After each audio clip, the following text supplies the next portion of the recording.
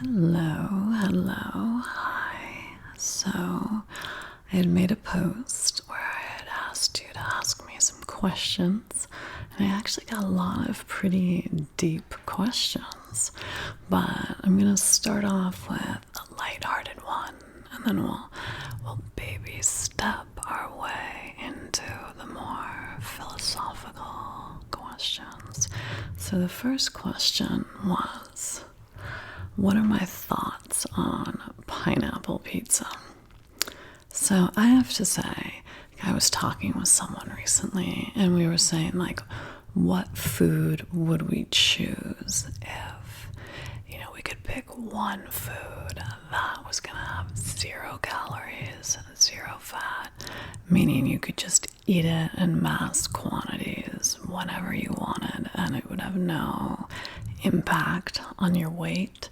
And my choice was pizza, because I feel like that's just a food you can have. Like, pizza's always a good time.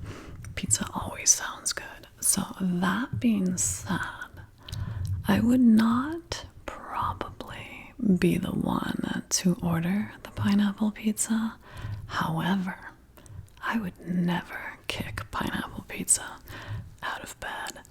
Like, if I showed up at a party, there's pineapple pizza on the table, guarantee I'm going for it, but it would not be my first choice. When I was thinking about this question, it was making me laugh because I was thinking, okay, there's no bad pizza in my book. But then I remembered I did encounter the world's worst pizza of all time. So back when I was dating my ex-husbands, this is like a long time ago, before we're married, like very early on dating, maybe we'll say 2013-ish. So we had decided that we were gonna go to Raging Waters. If you don't know what Raging Waters is, it's like this water slide park, and there's, all these different water slides and lazy rivers and like a wave pool. So we were there all day long. This is Southern California, so it's hot. And we worked up a pretty good appetite. So as we're leaving the park and we're ravenously hungry, we see there's this pizza place. And so we decide to go in and order a pizza. And our waitress comes up to the table and she's like one of the most beautiful women I'm assuming either one of us have ever seen in our entire life. She's like Pamela Anderson in her prime. I would say pre-Baywatch, like when she was the Tool Time girl. So just the all natural, just stunning, young, vivacious Pamela Anderson is essentially our waitress. And I'm looking like a drowned rat at this point because I've been going on water slides all day, so I'm already yay. But so we're deciding what pizza we want to get, and he wanted to get a pineapple pizza, and I wanted to get something that was had pesto as the sauce, and maybe it had sun-dried tomatoes and basil and garlic. I don't know, those things in that direction. Maybe there's mushrooms on it. And he gets the Hawaiian style with Canadian bacon and the pineapple, and I'm assuming a tomato sauce. And we had told her we want half and half. So she comes back with the pizza, and it's not half and half, it's all together. So it's pesto mixed with tomato sauce, pineapple mixed with mushrooms, and pesto. I mean, it was the worst thing I'd ever seen in my life.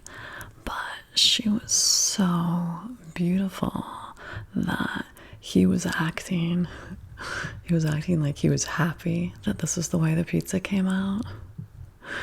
Like, I was so starving, I would have eaten anything at that point. I just like picked off, some of the things and like devoured like a slice or two just because I was about to like pass out from hunger. But he was going so overboard in liking it, just acting like, oh no, I'm so glad that it came out this way. It's so, oddly perfect. These flavors just go so well together. I'm just like, do they? But yeah, that was like probably the only bad pizza I ever had in my life. All right, then someone asked, like, what is the oldest or the youngest that I would date? So, like, personally, like, I like to go more based on like who brings out like the best side of me.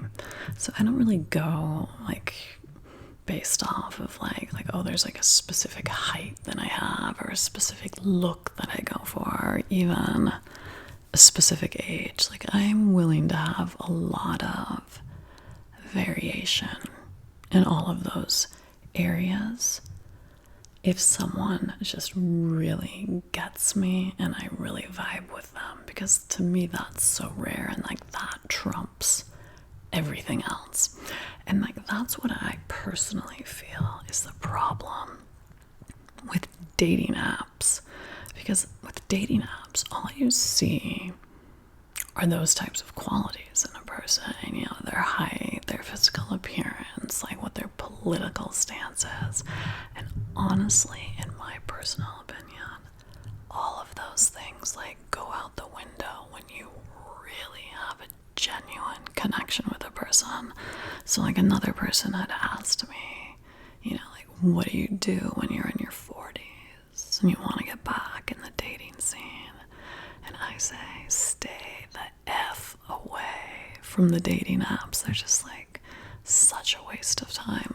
I always tell people this, like, think about what you're passionate about, whether that's live comedy, whether that's reading thriller, books, whether, it's hiking, whatever it is. There's a group for it, cooking classes, whatever.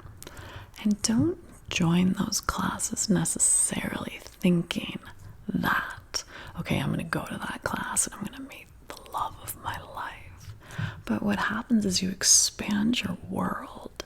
So yeah, maybe you don't meet the love of your life in the hiking group, but you meet a friend who you really vibe with.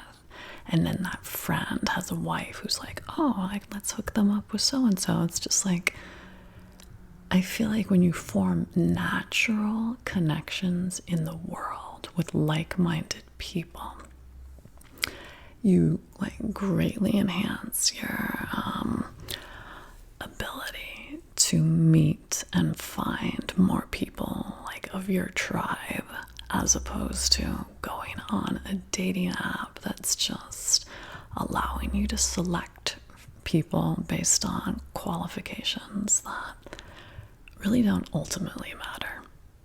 At least to me. I mean, maybe if you really care about height and that kind of stuff, but honestly, like those types of qualities to me are like so secondary and take such a backseat to chemistry and just,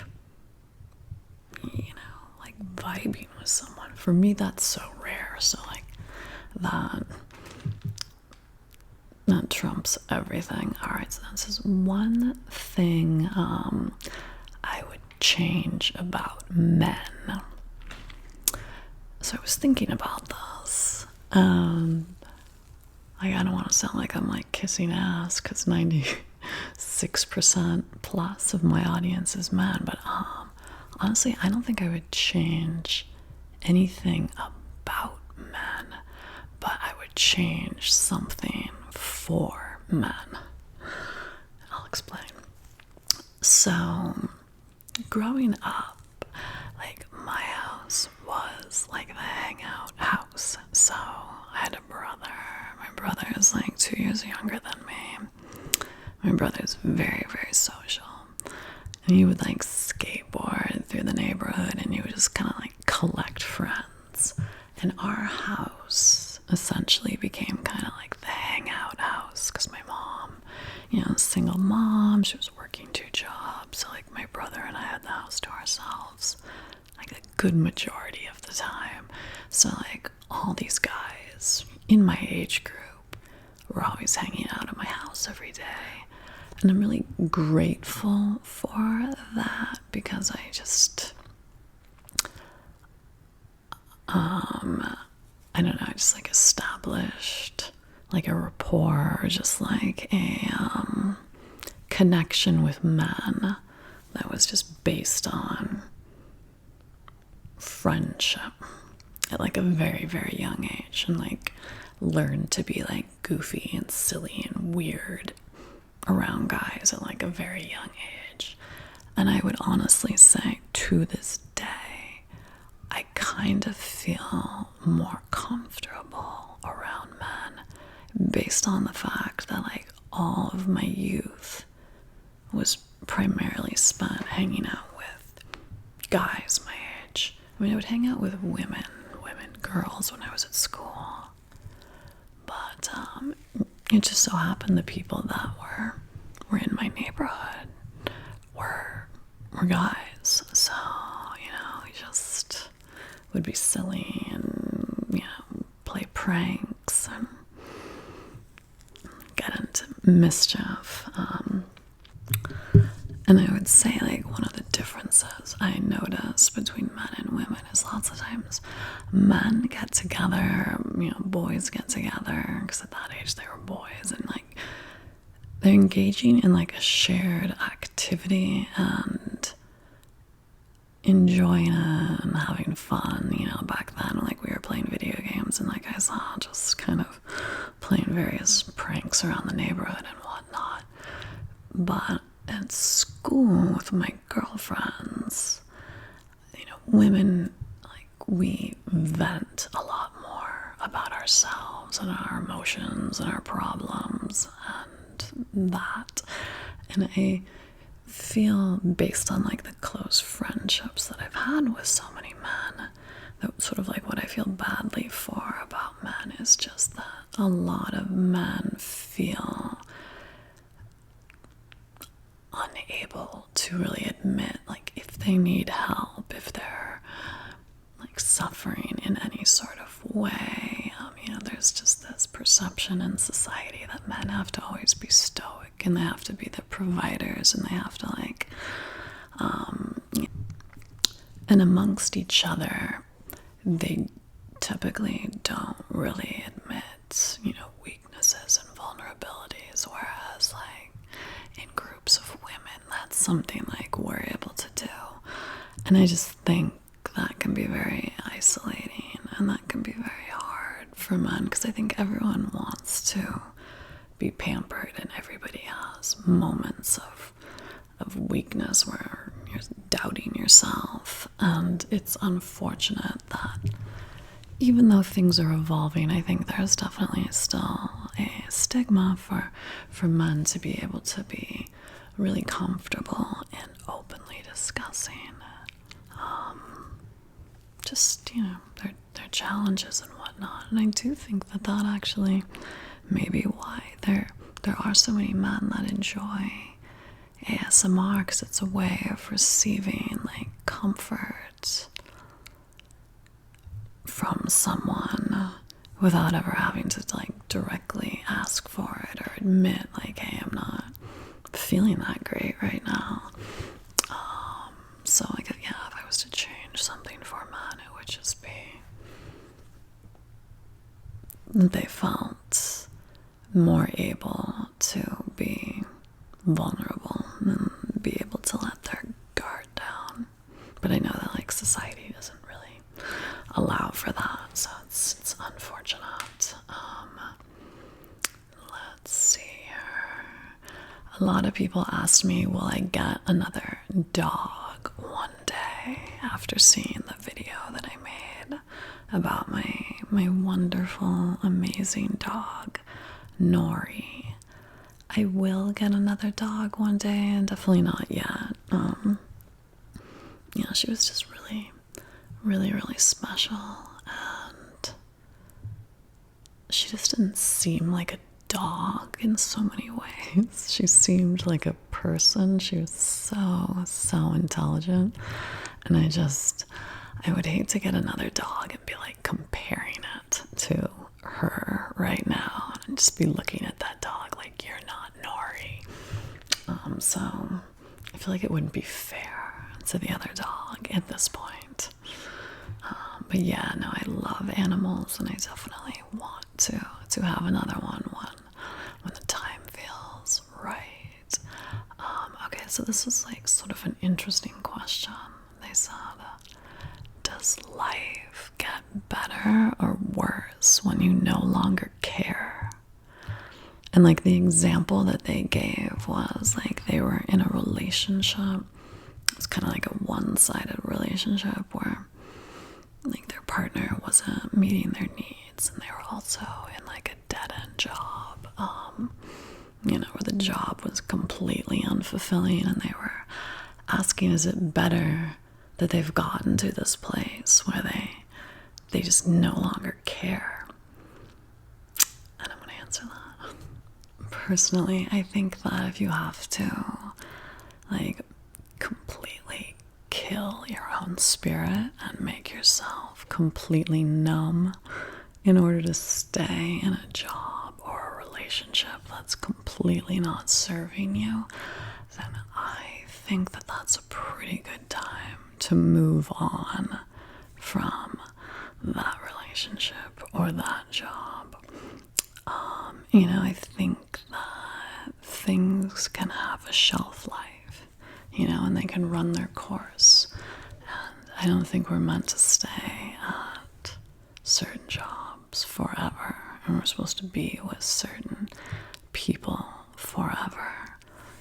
Lots of things are stepping stones, and we're always evolving. That being said, I don't, condone cheating, and I don't condone ever hurting another person's feelings. I think you can have like a very straightforward, transparent conversation with a person and let them know that there's a big divide in the relationship and that you aren't happy and your needs aren't being met. And if after you've communicated that to them and you've given an amount of time to work and try to make progress in the relationship, I also think it's important to know in jobs and relationships, like you have to know when to walk away.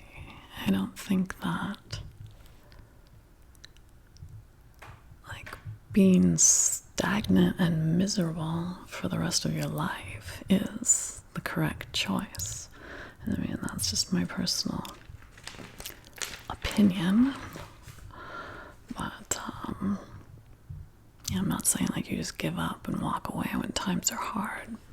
Obviously, there's always going to be hills and, peaks and valleys in relationships. But if someone's disrespecting you and if someone's not appreciative of you, and this is not just an isolated time period, but like the pattern of the relationship, then no, I think you need to walk away. I don't think you need to kill your spirit and just say like, I'm gonna stay in this place where I just don't care about anything, because that's a really harmful way to live, where you've killed off all hope inside of yourself of ever having anything better, and like telling yourself that you don't deserve better. You do deserve better. So no, I don't think that that's the right approach. Okay, the next one says, what are my guilty pleasures? So when I think about a guilty pleasure, I kind of think about like something that you would be embarrassed to share or tell someone about. And like everything that I enjoy doing is pretty nerdy, and I don't know. I don't really have any like dark, like creepy things or whatever I enjoy doing. I like hiking and reading and working out and eating healthy. This is just like a little inside information. So I have like a big fear of reincarnation. Like, reincarnation terrifies me. I do not want to come back to Earth. It's not that I don't feel like this planet has a lot of potential. It does. It has so much potential. Like, it's so beautiful here. It could be such a good time. But like, us collectively as humans, like, we're kind of fucking everything up. So for that reason, do not ever want to come back here. So I feel that I increase my chances of not ever coming back here if I get things right this time around. So because of my fear of reincarnation, I like try to always make the best choices, and I'm like consciously always trying to be the best version of myself, and I'm always trying to evolve and grow because I don't want to do this again. This is like one and done, or God knows, maybe I've already done it a bunch of times and that's why I'm so over it. But and that's not to say I'm depressed and that I don't like life. I do, but I really don't want to come back. So yeah, I don't really, I mean, if I was to come up with some guilty pleasure, like, I guess the fact that I like makeup and enjoy watching YouTube videos about makeup tutorials is like the darkest thing I can think of.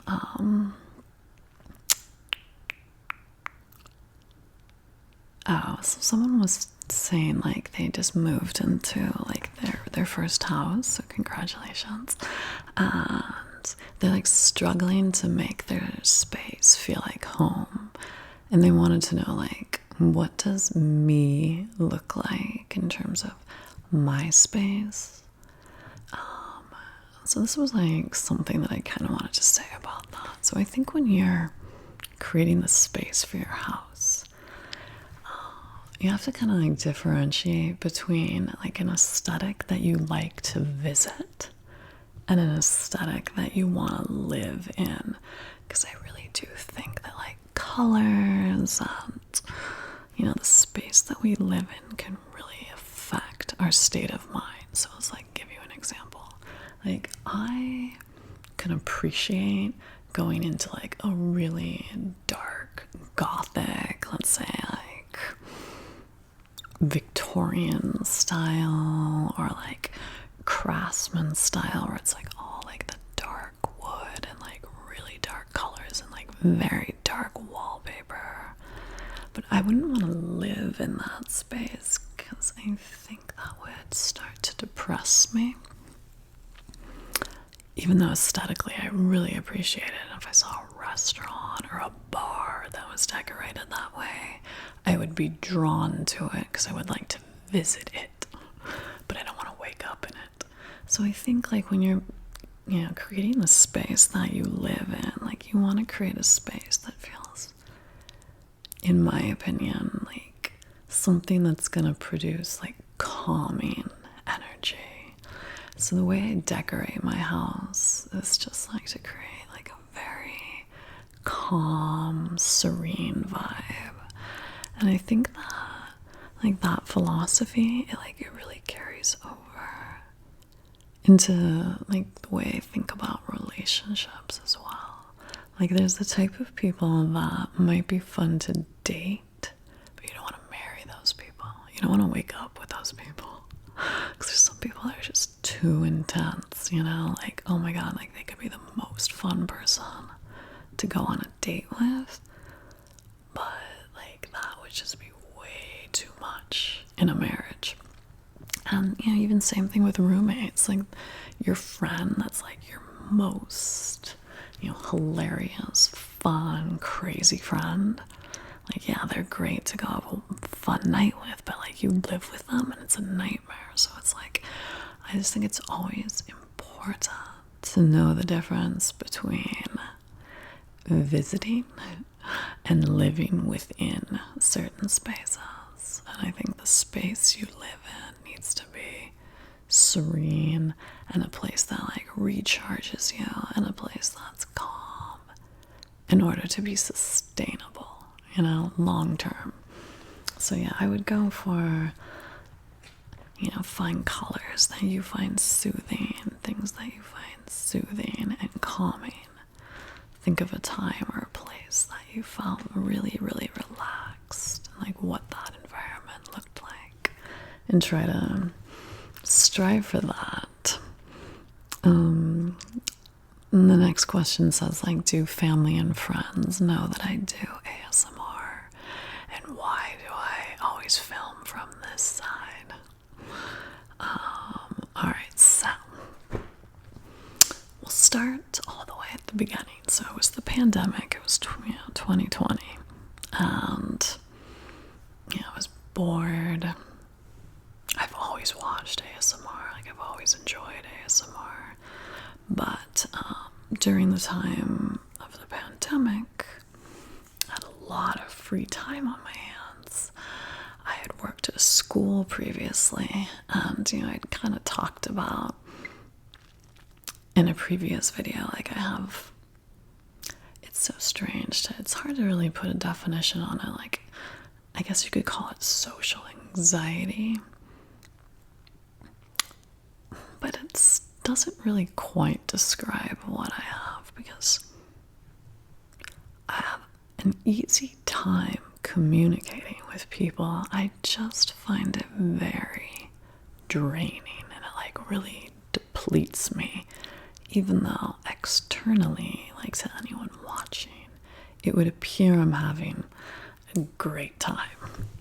And it's not that I'm not having a great time, it's just depletes my energy really quickly. I mean, I would like describe I think as like, say, someone that loves to, run or play football or play any type of sport. Like, you enjoy playing that sport, but it also makes you tired and you can't do it for 8 hours. So that's kind of like what going into work felt like for me. It wasn't that I didn't like it, but it just like sucked the life out of me. And people that I worked with were usually offended because, like, on my lunch break or after school, if they wanted to talk, go out to eat, whatever, like, I physically, like, my battery was at 0% by the time, like, those 8 hours passed. Like, I just had to go home. I needed to recharge. I needed to just, like, be alone. And people took that personally. But during 2020, when I was working on Zoom, I realized, like, oh wow, for whatever reason, it does not drain my battery at all working virtually. The whole virtual experience just really suited me. I felt way more comfortable and way more myself, for whatever reason, communicating in this format, and it also didn't drain my energy. So when I would finish my day, I decided, you know what, I'm gonna take a stab at ASMR. Like, I have nothing else to do, there's no place we can go right now. I'm gonna attempt to make some ASMR videos. I made maybe, I don't know, like 10 or 15 videos. From the neck down, I would say maybe the first like 6 or 7, no talking. It was just, making sounds on different objects. I still have these videos, but I've privated them, if that's the right way of putting that. I made them private. No one watched them. And I I really did not want to show my face. I really did not like the idea of being out somewhere and hypothetically people recognizing me, because I do get kind of shy and awkward in person. It's small talk, not in conversations, but when someone just approaches like that. I'm not a good small talker. But so okay, that I worked up the nerve. I'm like, okay, I'm gonna film from the mouth down. Still no one's watching. And then I was like, you know what, maybe, because I was reading into it, I realized that if people only ever see you from one side, most likely they will not recognize you in person, because there is a difference between profile and full on. But at the same time, it still allows me to connect more with an audience like this than I feel from the neck down. Other people are successful at it. I would say most of my favorite channels just so happen to be women that film from the neck down. And I would have loved if my channel had taken off like that. It just didn't. It did not connect with people until I showed my face. So I feel like this is the best compromise. I've been doing this now for 5 years, and never once has anyone recognized me in person. So I feel like it's working, and I don't know, it seems like the best middle ground. Oh, and yeah, at first my family did not know. Nobody knew. It was this big top secret thing. And then I told my mom, and my mom's just such a huge blabbermouth. She told everybody, and then everybody found out, and that was kind of a nightmare for a little bit. But yeah, I've worked through it. So yeah, I was actually in a lot of ways thankful for COVID, because COVID showed me that for whatever reason, interacting virtually with people does not drain my battery at all. And my entire life, going into work, I kind of felt I was in fight or flight mode all day long, essentially. And I can remember driving into work in the morning, on the commute, and seeing truck drivers. And I would actually be envious of truck drivers. I'd be like, oh, that seems such a cool job. Just driving through the countryside, you're listening to your podcast, you're listening to your music, you're not having to deal with people. And that seemed such an amazing job to me. And I remember one time I was going to Catalina with my ex-husband, and so we're on the boat, and the boat's pulling away from the harbor, and there was this guy out there with a pressure washer, and he's squirting the dock, and he's squirting the other boats or whatever, cleaning things. And I was like, oh, that looks like a great job. And he looked at me like I was insane, but it just looked so peaceful to me. He's out there, nobody else was around. He had the ocean out there, no one's talking to him. And yeah, if you get it, you get it. And if you don't get it, I look like a weirdo. But I'm at an age now where I embrace my weirdness, and it makes me who I am, and I'm completely fine with that. Oh yeah, so then when my family found out that I did this job, a lot of people were upset, because they felt the majority of my role plays were, I guess, sort of using my physical appearance in a way, and a lot of them are flirtatious role plays, A lot of people were saying, you can't make those types of videos forever. You're not going to be able to do that type of job forever.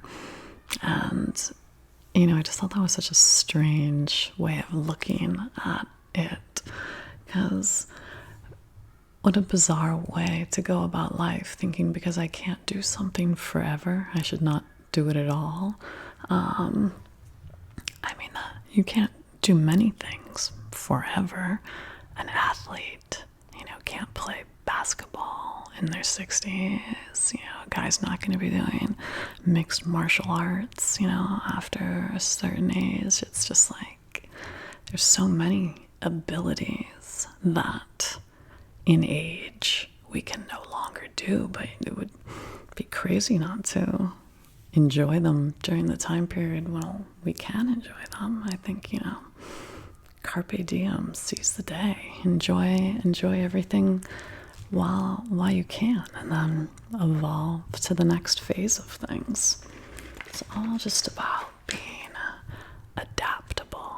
And then that leads me to my next question, which somebody asked, they said they're having a lot of trouble picking their major. And I just think you can't go into that thinking that you're choosing the path for the rest of your entire life. I don't think we're meant to stay on the same trajectory for the entirety of our lifetimes. I think as a species, we're meant to evolve. I think individually, we're meant to evolve. I think it's better to think of our life in 5, 10-year increments. I don't think the 20-year-old version of you should write the script for the 45-year-old version of you. It's what I would choose for myself at 20, who I would pick as my partner at 20, vastly different than what I would choose for myself at this age. So I don't think that you should think about it as this decision that you're making for the entirety of your life. Go based on what's your passion in the moment. And then that kind of leads me to the next question, which somebody asked me, when did I finally feel like an adult? And I would say, there's a lot of times now where I still don't feel like an adult. And, in some ways I think it's good. Well, in some ways, in all ways. I think it's good to always retain, some element of, your inner child. I don't think you ever want to become 100% adult. I think you always want to have a good adult inner child ratio. But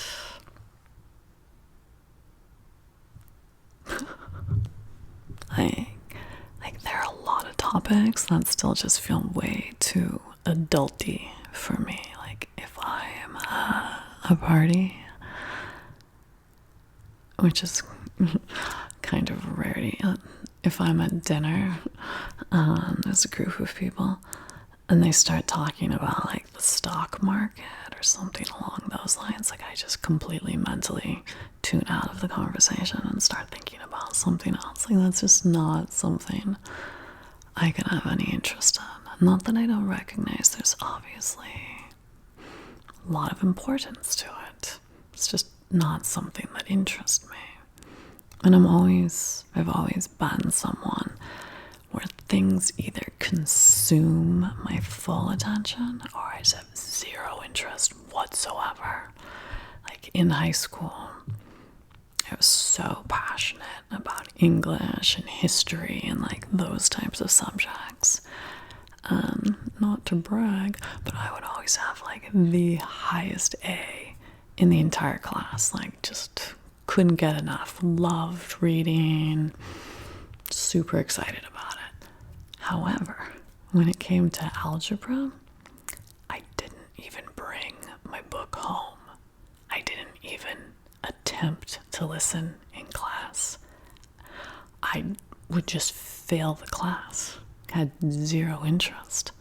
And, it was like I said, I had a mom that was a single mom, and she was working, and I was able to kind of like forge things and answer the phone, and if they would call home with certain things, like I was kind of able to like weasel my way through high school, getting away with that for like a certain period of time until it got up to like being close to my senior year.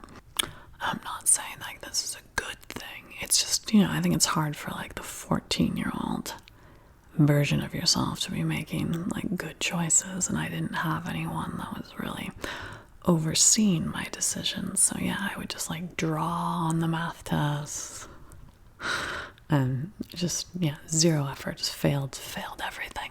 And then it got to a point where I just would I think I failed algebra twice, like never even, I don't think, looked at the board once. And then it gets a little embarrassing because like now you're an 11th grader and you're going into the algebra class with all 9th graders. So I didn't want to do that. So there was this classroom, and I can't remember if I already talked about this, but there was this classroom called B, the letter B, number 1, B1. So if you were tardy to your class, you'd have to go to B1. If you didn't make it before the bell rang, they locked the doors as punishment. And you had to go to B1. B1 was like the best time ever. Because I've always loved, like I said, like solitude and relaxation. So I would just go to B1 and like read a book, and it was like you could hear a pin drop in that room. It was like utter silence. I loved going to B1. So I would just be intentionally late to class every single day and go have a great time in B1. And that went on for like a really long time because it was a rotation of teachers that would supervise B1. It was like whoever's conference period it was, so I wasn't seeing the same teacher. So I got away with it for a really long time. And then eventually my counselor got wind of it, and she's like, you can't just go to B1 every single day. And I was like, well, I am. And she's like, well, you have to go to math class. And I was like, well, I'm not. And so I ended up negotiating, and I was able to get a second elective. I got a photography class because she couldn't have me just not going to class every single day. So yeah, and then my senior year, I didn't go at all. I just took the GED and I went to college, never having taken math. And then thank God when I got to college, that I had this teacher there that was just like phenomenal, and I ended up actually really liking math. And then I took statistic courses, and it turns out I actually liked math once I had a good teacher. I just, in high school, had decided that I hated it. This is a really long-winded story. All right, enough of that. Blah, blah, blah. Where's the next question?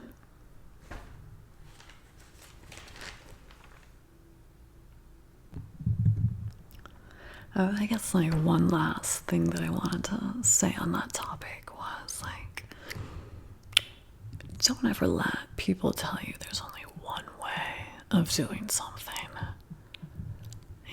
Always allow yourself to carve out a new path.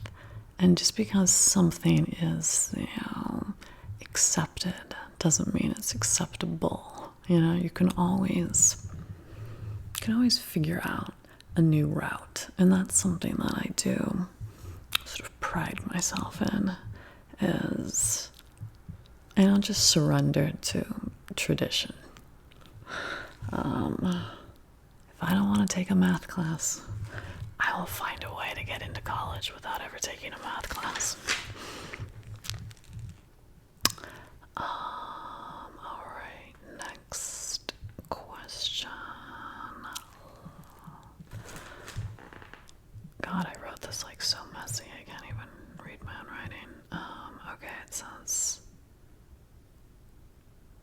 one piece of advice.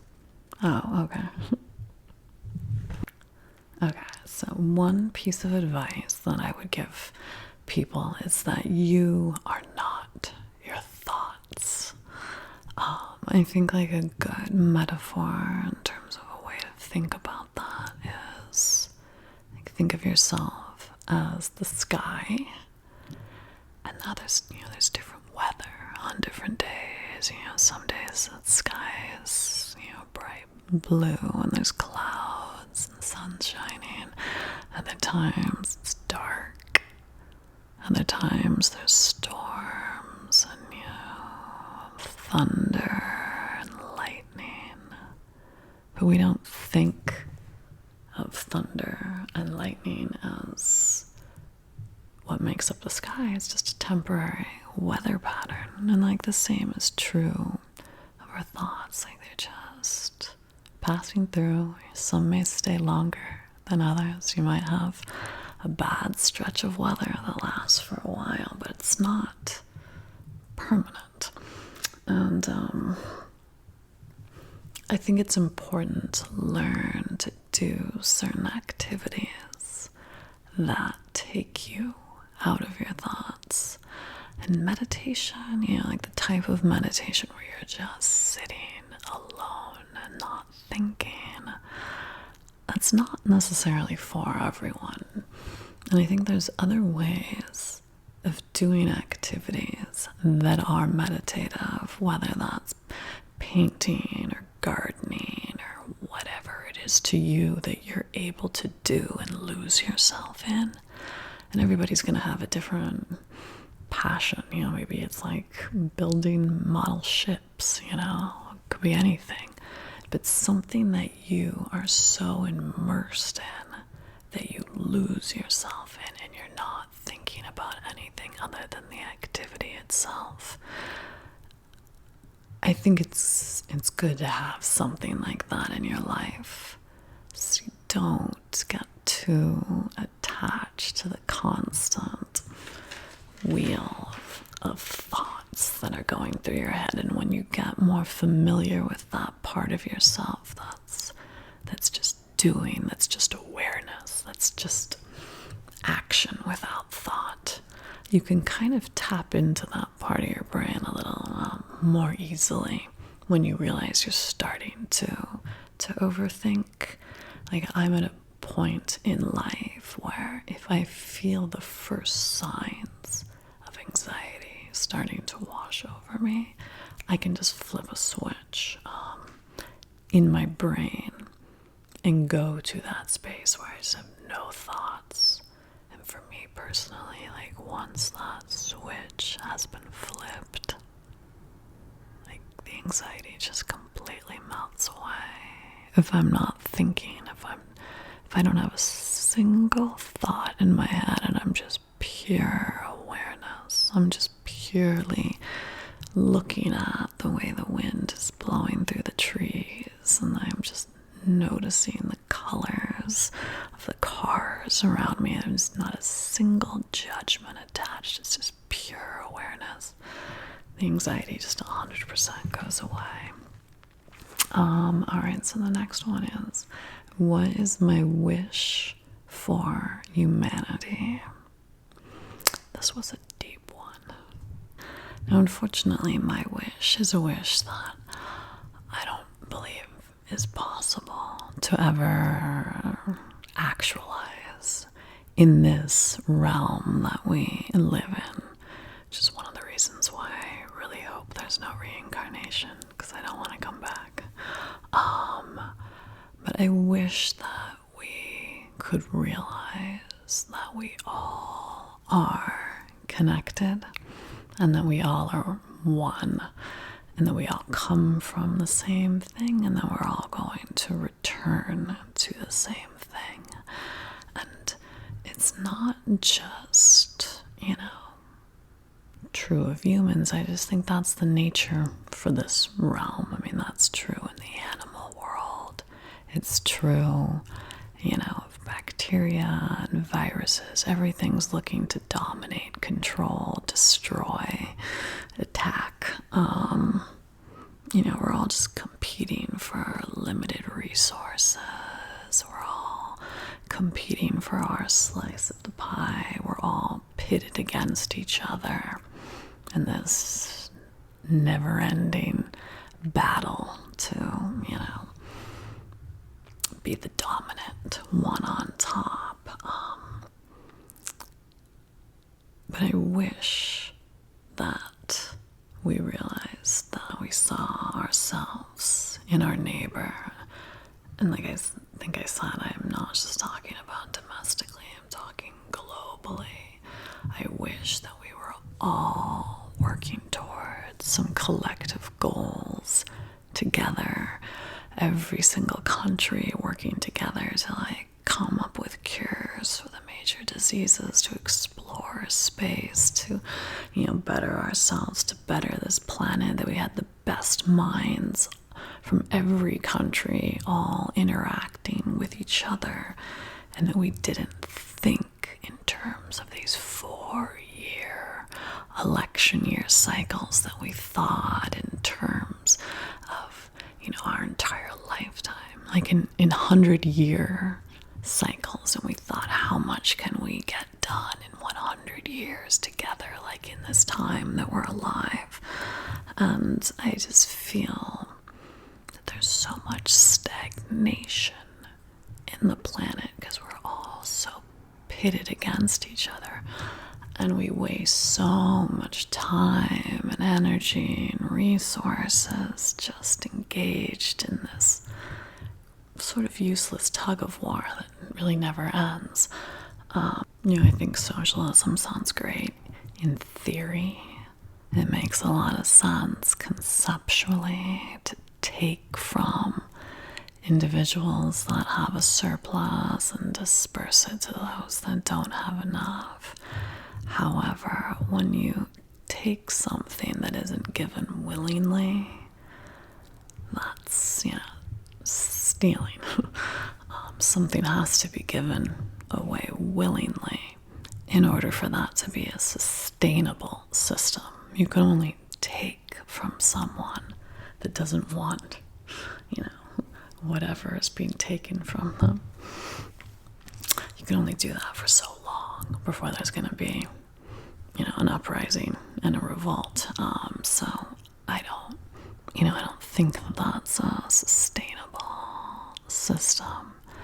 However, I wish that we lived in a world that more closely resembled, this is obviously totally naive and not realistic, but I wish that we lived in a world that was more similar to the world in Avatar, where they're all working together for a common goal, where they recognize the connections between themselves and nature, and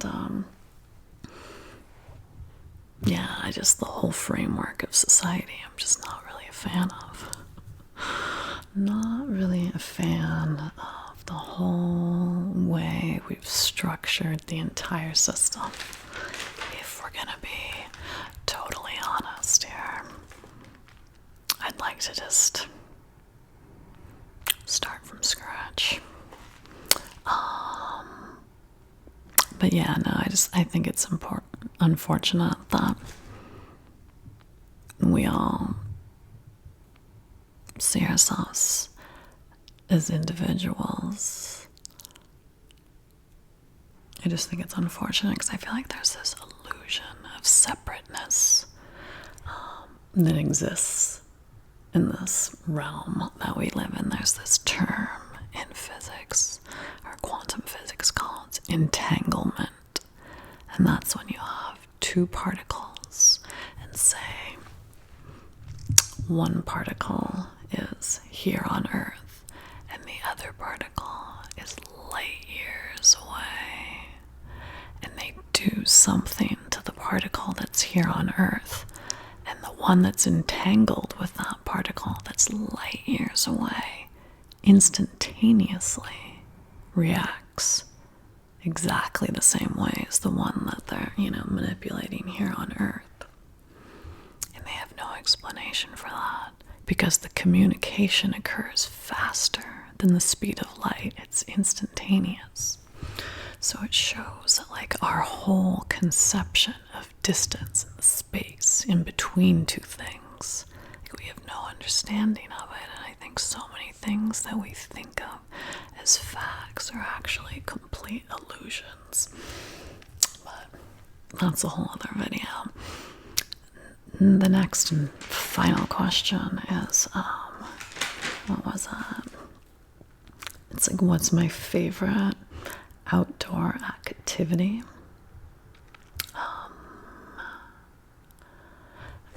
My favorite outdoor activity is just like, I was gonna say hiking, but it's not even really like the act of,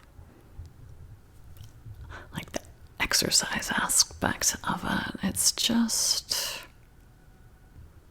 for me, it's just the act of being amongst nature, whether it's like giant redwood trees or, this amazing tall mountain, like, the red cliffs and a river or the ocean. It's like, for me personally, that's when I feel like closest to God. And I don't think, again, like, you need to allow other people to dictate to you where you feel closest to God. For some people it might be within a church, and that's wonderful if that's where you feel that closeness. But for me personally, I feel it in nature. And it's just being there, sitting in nature, and just feeling connected to it. That's my favorite activity, just simply being in it. And that's when I feel like the most grateful to be alive. And then they asked, like, at this age, do I prefer camping or glamping? And I grew up camping like my entire life. My mom every summer would take us camping because it was like a good, like, affordable vacation. Just take us up to Mammoth and to camp up there. And that definitely helped to like instill my love of nature and the outdoors. But yeah, I would say at this phase in the game, I prefer having a bed and running water and a toilet in order to appreciate nature. I don't need to suffer throughout the night. I can sleep in a bed and wake up in the morning and appreciate nature without having like a rock in my back all night and freezing. There was like so many times like where we were so ill-equipped in the tents that we had. There's like so many stories I could tell about my mom taking us camping and like everything going wrong. But I would prefer to get like a cabin somewhere in the woods and get a good night's sleep, and then wake up in the morning and go out and hike and have a picnic and just enjoy the day. Alright, so thank you so much for your questions. I hope that you enjoyed listening, and I'll see you in the next video.